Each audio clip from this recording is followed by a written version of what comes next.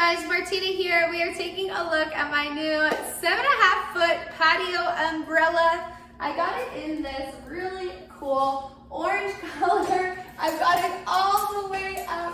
Let's see, you can't really see it. Let me bring it a little bit closer. This is absolutely massive. I feel like it's a good frame of reference as to how many people you can really fit under here. It's got the crank button up top, so let me just tilt it forward.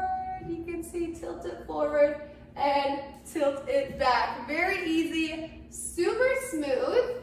And then there is an extra chain up here to really secure it up top there.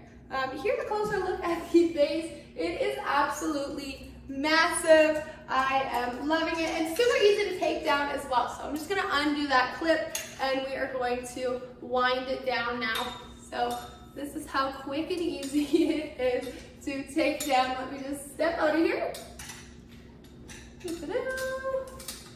And complete, almost.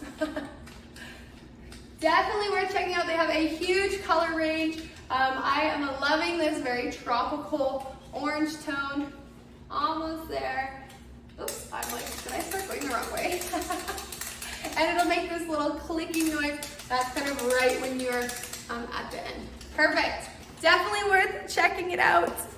Bye.